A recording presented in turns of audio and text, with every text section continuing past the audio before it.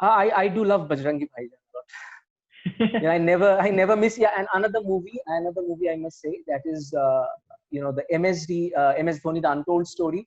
It's just because of the person, the MS Dhoni. I just love and respect him a lot. I want to learn from his career, the way he transformed himself, and obviously the acting of Sushant was also great. So a great combo. So I love that movie too.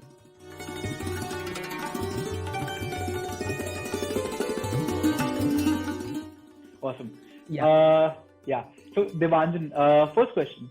So see, when it comes to Indian classical music and all, I think a lot of people have this perception of, whenever I ask a friend of mine, have you listened to any Indian classical musician, like, except for maybe Anushka Shankar or Pandit Ravi Shankar? They're like, yeah, we have, but aren't Indian classical musicians, or yeah, that genre for people who are like pretty old and all of that? It's Hmm. surprising, like they are surprised when I tell them that no, man, it's something that young people also pursue. A lot of kids actually are interested. It's as simple as hip hop nowadays. Like people are practicing Right. that. So when it comes to choice of music, or what do you listen to and Hmm. all, if suppose you were to open your phone or Spotify or YouTube right now, what would be the last song that you've played? Interesting question. It will be kind of Rovindra Sangeet, which is the Tagore songs. Hmm. Rabindranath Tagore composed those songs. So that would be a Hmm. Bengali song actually, which I listen, because actually I hear to a lot of other genres also.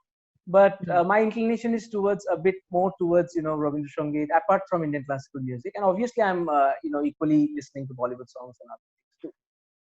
What's your top two Bollywood songs for like all time? Like something that just puts you in the mood. Yeah, so that will be Tere Mere Sapne by Mohammed Rafi ji. And I'm a diehard fan of Sonu Nigam. So Abhi Mujhme Kahi from Agnipath movie, that would be also another choice. Wow, that's a pretty good song. Like I remember Abhi Yeah, Mujhme Kahin was something that would always like lift me up. That like yeah, I think that's the entire motive, that you have that still that one small piece of amber inside you, that one spark, let it go and all of that.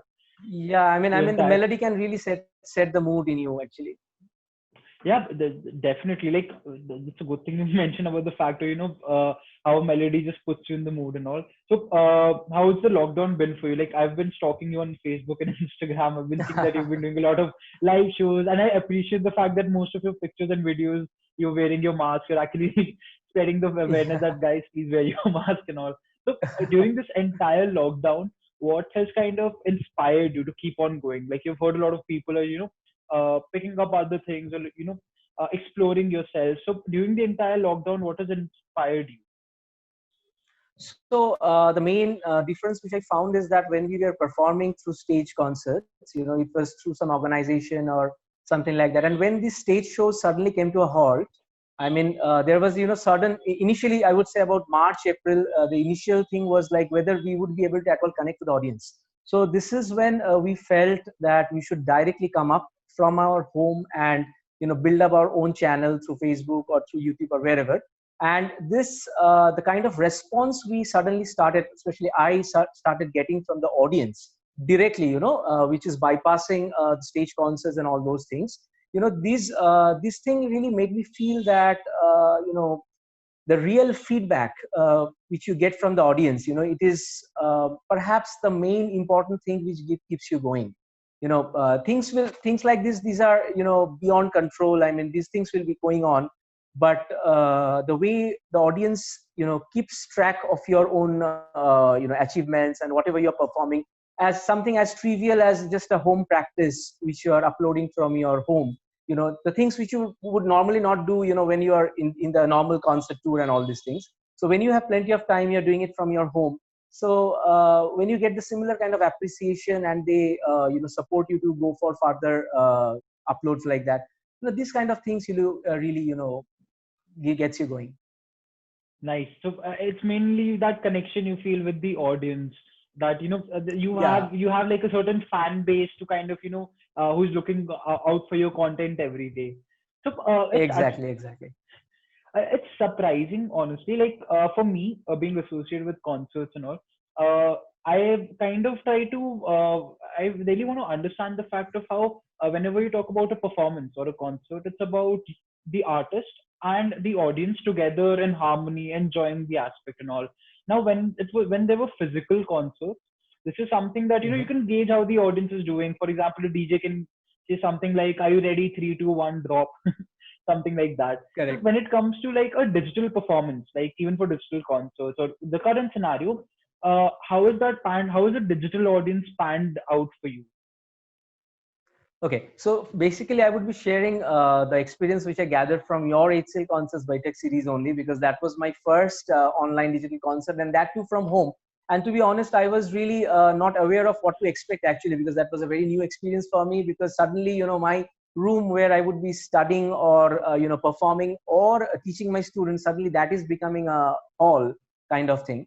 So what I found is that perhaps the audience really wants to hear music and only music and nothing else, because there is no background. Suddenly the background means there is no decoration, there is not speak and span sound system is not there. And obviously the houses where I live, personally I live in a very congested area. It's a proper the downtown of Kolkata. So obviously there is a lot of sound and everything. So everything they somehow tend to forget and they concentrate on the melody. And obviously I did my bit.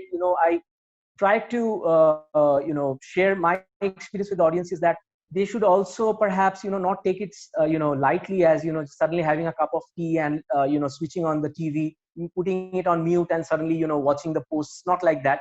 You should be in a serene environment and putting up your headphones or whatever little setup you have, and try to enjoy the fact that this is a concert where you perhaps you don't need to go to a venue on time. You do not need to bypass the traffic and all these things. You can just relax on your own mood in your home environment and enjoy, just like we have been watching digital movies in Netflix and all those places. So it's just the mindset, and I think the audience brilliantly transform their feelings towards this. So I think it was a very pleasant experience for me, to be honest. That's nice. So you brought up Netflix, so I think it's like mandate for me to ask, what's the latest show that you're watching on Netflix? Very surprisingly, I'm not watching Netflix. There's just I said it as an example. So yeah, I'm more into. I'm not really a movie buff, but yeah, I do watch movies like that. Yeah, What's the most latest movie that you've watched, or something that has piqued your interest? I do love Bajrangi Bhaijaan a lot. Yeah, I never miss. Yeah, and another movie I must say, that is the MSD MS Dhoni, the Untold Story. It's just because of the person, the MS Dhoni. I just love and respect him a lot. A lot to learn from his career, the way he transformed himself, and obviously the acting of Sushant was also great. So a great combo. So I love that movie too. I never Great, miss that's these nice. movies usually. So more about a little inspirational movie, kind of reaching a goal. So when you talk about reaching a goal or something, uh, Mhm. I think that even before coming to this podcast, I was like giving myself a pep talk that Raghav, you can do this, you've got this. So before performing or before a performance, is there like a pep talk you give to yourself that like Chak De India mein Shah Rukh Khan says that ye 70 minute hai tumhare paas, kind of a thing. So yeah, I mean, these days, it is more of understanding the kind of audience for which we are playing. So I would again, share, like for example, we have been when we are performing in abroad. The pep talk which I normally do is that the first thing is that the audience must connect to you musically, because they are not inclined towards Indian classical music. For example, when I performed in Mexico, I would like to share this experience, that hardly people knew about Indian classical music. Very few people knew about even Bollywood music when it comes to Latin America. So the main target there, was to make the music interesting to them, as well as keep the traditions of Indian classical music alive. Not to compromise with the tradition, the authenticity of Indian classical music, yet make it interesting. But at the same time, when I'm performing maybe in a big organization like HCL Concerts, where people are inclined towards Indian classical music, so there the main pep talk which I do is that the ragdari, the laikari, and all these things, this must come very speak and span. And obviously not take it as if like I have to give my best. but another good day in the office I must have. So these are the kind of dynamism which I normally to have before a concert. I like the fact that you mentioned that it's another day at the office. Yeah. Like when you say that it's another day at the office, so for me, for like anyone else, how like since you've seen both sides of the world, you've also been part of a 9 to 5, and now and then you pursued your dream of becoming a musician. Like how what is the slight difference that you feel between a 9 to 5 and the current like your current work schedule? Well, the current work schedule, obviously, like even before lockdown, so 9 to 5 actually becomes from 9 a.m. to 9 a.m. next day, because you schedule your own job. So when you're preparing yourself for a concert, maybe, and when you have back-to-back concerts, so maybe it's like after 1 a.m. in the midnight, you are actually having a time for yourself to prepare for the next concert. So suddenly your work hour changes from maybe 12 hours or even 16 hours to 24 hours. This is one thing.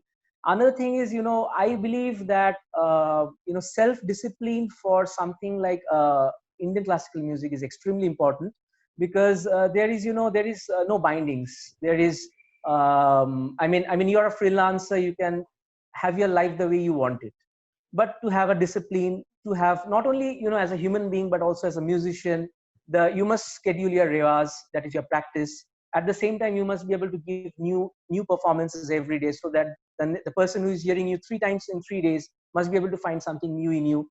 So at the same time, managing your students, managing your fan base, obviously you must be accessible to your well wishers. I shouldn't say Hmm. fan, yeah, I should say well wishers. So everything has to be scheduled, and I think discipline is very much important. Yeah. Hmm. Hashtag you, Because the I'm my own discipline boss. discipline in an office Hmm. comes naturally, but Hmm. here you are your own boss, so you must be able to have a control on yourself. Hmm. I get the point. Like, you know how you are your own Yeah, boss, like responsibility. It's correct. now time to be Right. independent and responsible of your decisions. Like, when Yeah. it comes to something like, a 9 to 5 job or something like, so, background, even I'm an engineer. I did Okay. my bachelor's in electrical and electronics. So, Electrical and something, electronics. yeah, so that's why I was quite interested. Like, nice, you've done your bachelor's in electrical and telecommunication. Like, we have a lot I did master. to Actually, talk. I also did post graduation in electronics and telecommunication. My specialization was microwave communication. Micro. Oh, nice. That's so. Yeah.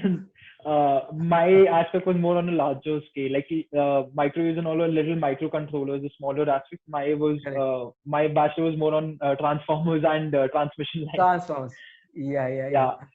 So, like, I would say for a lot of people, this switch that you made from like a very good stable job to something that's pursuing your dreams essentially. Right. It's not that you had to start from scratch. I think you started learning Indian classical music by the age of 9, like, by the age of 5 At the actually. five, Sorry, five. Yeah, 5, right? yeah. 5, and like then at 20 years later, you are at a crossroads where you're thinking, should I continue engineering or should I go ahead with music? Like, to be honest, there is a sense of like this kind of seriousness in that fact. But now when you look back at it, like you must think that it's such a simple decision. Why not go with your dream? So some like, what is your takeaway now when you look back at that decision when you were like sending off your resignation that that's it, I'm going to pursue my dream.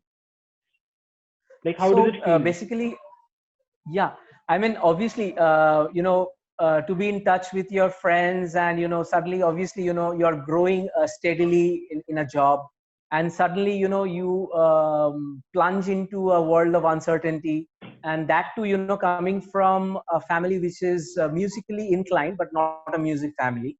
So not coming from musical lineage, that is. So now when I look back to it, obviously, I would say that the one thing which got me going is that at any cost music must be there in my life as a first priority. I mean, even if it is if it is like that, I have to normally do with simple bread butter. If my life goes like that, I mean, at the age of 25, that was my decision.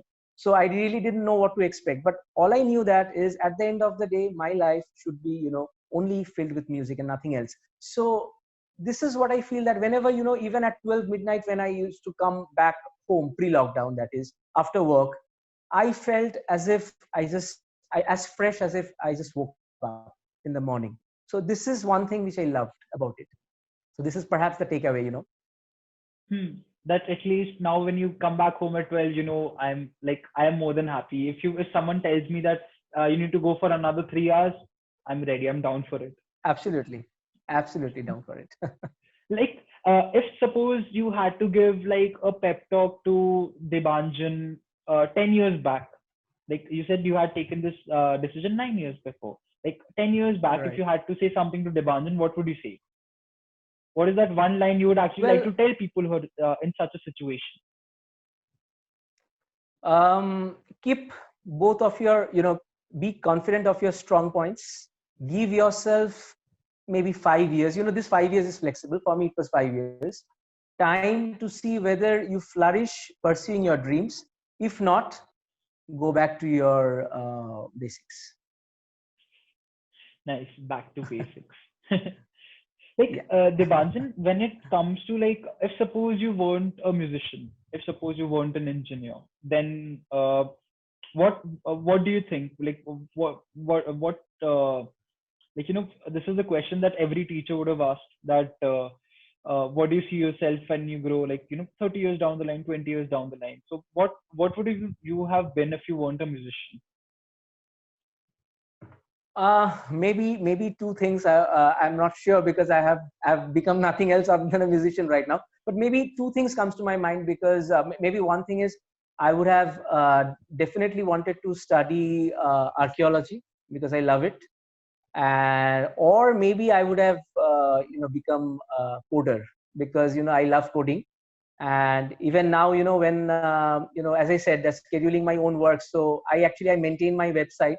So if you go through my website, maybe it's not fully professional, but I have trained myself in whatever ways I can to because I always felt that my content should be absolutely in my control and not to any website designer.